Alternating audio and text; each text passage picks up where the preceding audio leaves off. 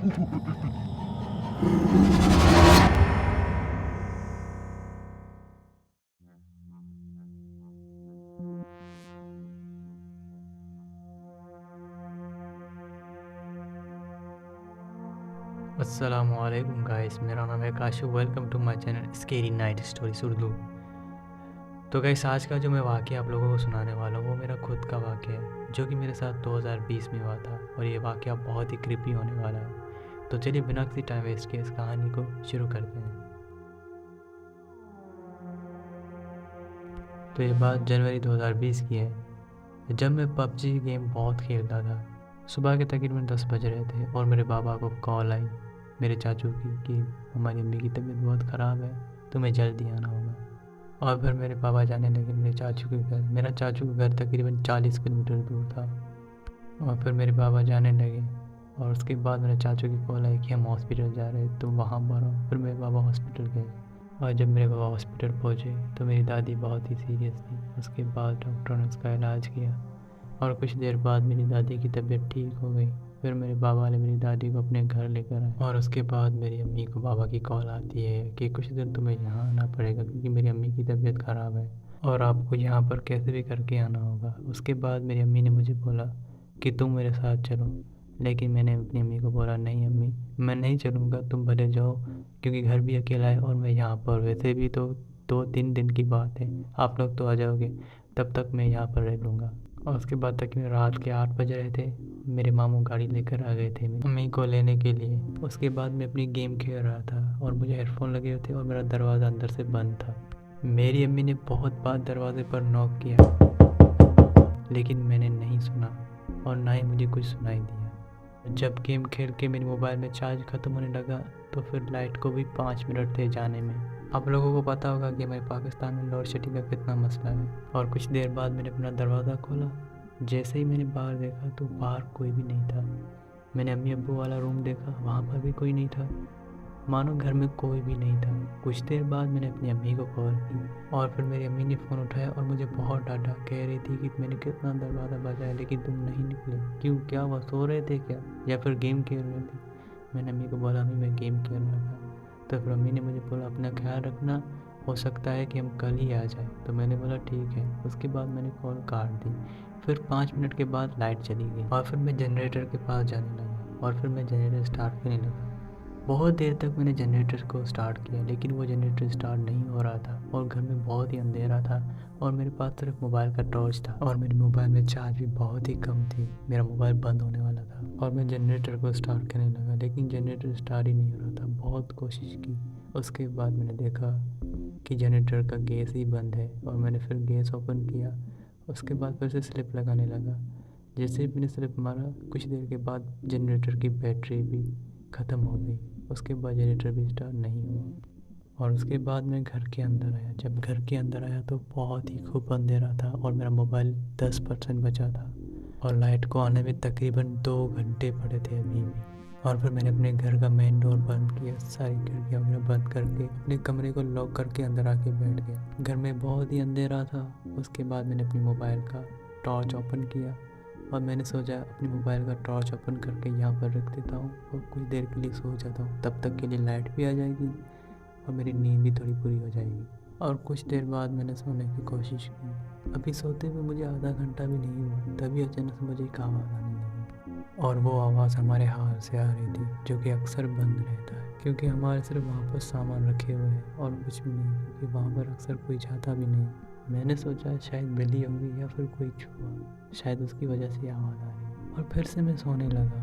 लेकिन अगली बारी वो आवाज़ मेरे गेट के बाहर से आने लगी और ये आवाज़ मेरे कान के आहिस्ता करीब आ रही थी। लेकिन इस बात को मैं इग्नोर करके सोने लगा।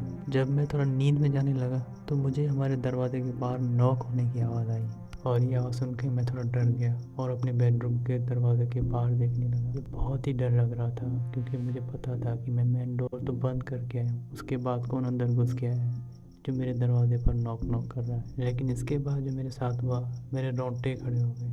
मुझे मेरे बेडरूम के बाहर एक नाइफ घसीटने की आवाज़ आ रही थी। ये आवाज़ सुन के मैं बहुत ही डर गया और मैं थोड़ा आगे बढ़ने लगा। जब मैं थोड़ा आगे बढ़ने लगा तभी मेरी मोबाइल वहाँ पर बंद हो गई और अब तो मैं और भी डरने लगा क्योंकि मेरे मोबाइल में चार्ज भी ख़त्म हो गया था क्योंकि उसमें पहले से ही बहुत कम चार्ज थी। जैसे ही मेरा मोबाइल बंद हुआ मैं फिर से भाग कर अपने बेडरूम के अंदर आके बैठ गया। ऐसा ज़िंदगी में पहली बार मेरे घर में ये मेरे साथ वाक़या हुआ। जो आगे होने वाला था मेरी ज़िंदगी में कभी नहीं सोचा। अचानक से मेरे दरवाजे की कुंडी खुलने की आवाज़ आई